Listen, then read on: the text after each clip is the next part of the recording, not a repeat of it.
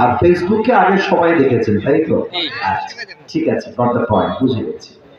আমি কিন্তু নওগাঁকে অনেক ভালোবাসি, এই জন্যই জিজ্ঞেস করলাম। আমি কিন্তু একবার আমার মাধ্যমে বলেছিলাম, পুরো রাজশাহীতে দুইটা জেলা ভদ্রতার খাতিরে সেরা, এক নাম্বার নওগাঁ জেলা।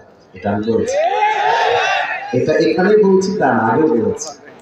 এবং আমি এটাও বলেছি যে আমাদের নওগাঁর ভাষা কিন্তু অনেক চমৎকার ভাষা।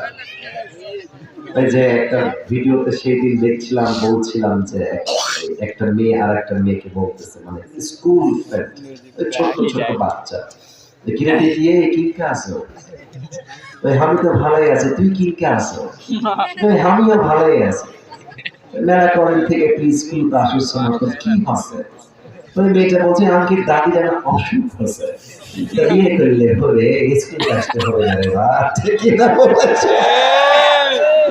মজার ভাষা। আর একদিন ওই গাড়িতে আসার সময় একটা ভিডিও অন করেছি ফেসবুকে, ছোট্ট একটা ভিডিও ক্লিপ আসছে নওগাঁর ভাষায়। একজন মেয়ে খুব চিল্লায় চিল্লায় বলতেছে, নওগাঁর আনাচে কানাচে যে ডাস্টবিন গুলা যে আমরা দিল, কেন বা চেহারা দেখার জন্য দিছিল, তোমরা খাও সিন, দাও সিন, আন্দু সিন, বারো সিন, দুনিয়ার ময়লা করছেন, তাহলে শুরু করে গিয়ে ডাস্টবিনে ফেলা হবে না কেবা, কেন বা কতবার কল পিবে বা নিজের থুইটা কি নিজের কাউকে ফেলবেন তোমরা, কোথায় তোমাদের উন্নতি হবে রে বা, ঠিক কিনা বলে সবাই আছে। এই যে ভাষার টান, সুন্দর লাগে টানগুলো শুনতে। রাজশাহী শহরে যান আর একটা, কি বে তোর বাড়ি কোথায় বে, মামুর বাড়ি তুমি কাকে লাগতে কাকে লাগেছ, এটা রাজশাহীর ভাষা, চাপায়ের ভাষা, এভাবেই তারা বলে। তা আমাদের রাজশাহীকে আমরা ভালোবাসি, নওগাঁকে আমরা ভালোবাসি। এখন আমরা আল্লাহর নামে তিনটা তাকবীর দিব, বাড়ি যায় তিনটা। এই কে ওয়াজ করলো রে আজকে, যুবকদের খুব পছন্দের বক্তা, নাম হচ্ছে আসিফ হুজুর। বলছে কি ওয়াজ করলো, আরে সাংঘাতিক ওয়াজ, সেই ওয়াজ। আরে সেই ওয়াজ তো বুঝলাম, কিন্তু কি করলো তার একটা বল, আমার দুই একটা বল। বলছে 2 ঘন্টা শুনলাম, তাও তো ছিল অন্যদিকে, কি বলছে কিছু বুঝি না, এবার ঠিক বলে আসছে, ঠিক বলে আসছে। তার মানে কি, মানুষ ওয়াজ শুনতে আসে কম, মজা নিতে আসে বেশি, ঠিক কিনা বলো? এখানে অনেক যুবকের মোবাইল ফোনটা চেক করলে, যদি আনলক করে চেক করা হয়, অনেক যুবকের মোবাইল ফোনে নারীদের উলঙ্গ ভিডিও ছবি খুঁজে পাওয়া যায়। যারা হাসবে এদের লজ্জা, যারা হাসবে, আমি হাসির জন্য বলি না।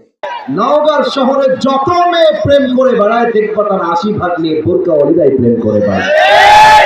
দেখলে মনে হবে আর ये लड़की तो अभी कभी जन्नत से भाग के दुनिया में आई है, এমন ভাবে বোরকা আর হিজাব পরে।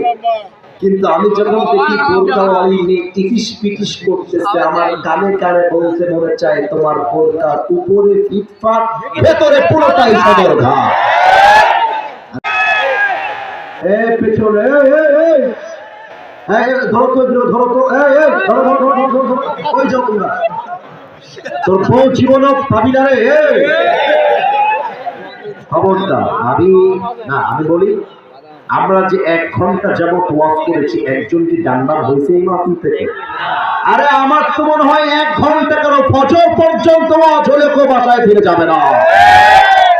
এবার আমার একটা কথা বলতে, পার্লামেন্টে আইন পাস করা আছে, 18 বছরের আগে কোনো মেয়ে বিয়ে করলে এটা বাল্য বিবাহ হবে, তার জামাইকে ধরে জেলখানায় ভরে দেওয়া হবে।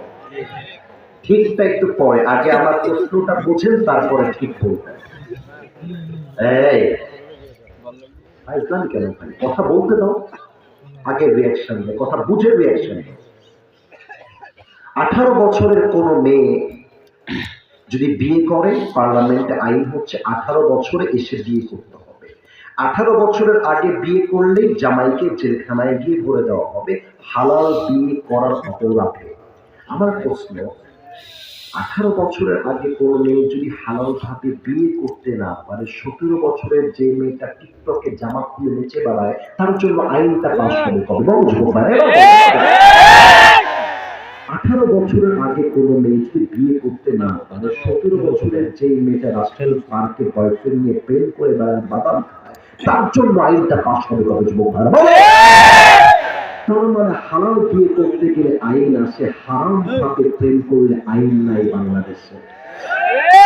এটাই প্রমাণ করে বাংলাদেশের পার্লামেন্ট চলছে আল্লাহর কোরআনের আইন দিয়ে নয়, পার্লামেন্ট চলছে আমেরিকা তথা পশ্চিমা সভ্যতা দিয়ে। আপনার ছেলেকে আপনি বিয়ে দিয়ে দেন, দেখবেন আপনার ছেলে মাদক থেকে মুক্তি পেয়ে যাবে। আপনার ছেলেকে বিয়ে দিয়ে দেন, আপনার ছেলে পর্নোগ্রাফি থেকে বেঁচে যাবে। আপনার ছেলেকে বিয়ে করে সংসার ধরায় দেন, আপনার ছেলে স্কুল কলেজের সামনে মেয়েদের পেছনে ঘোরা বন্ধ করে দিবে। দুঃখের কথা কি বলবো, কোরআন তো বলছে গরিব আছো বিয়ে করো। তুমি গরিব থাকলে কি হবে, আল্লাহ তার বরকতে তোমাকে বিয়ের পরে ধনী বানায় দিবে। তাও তো সুবহানাল্লাহ কইতে পারলেন না। কিন্তু বাংলাদেশের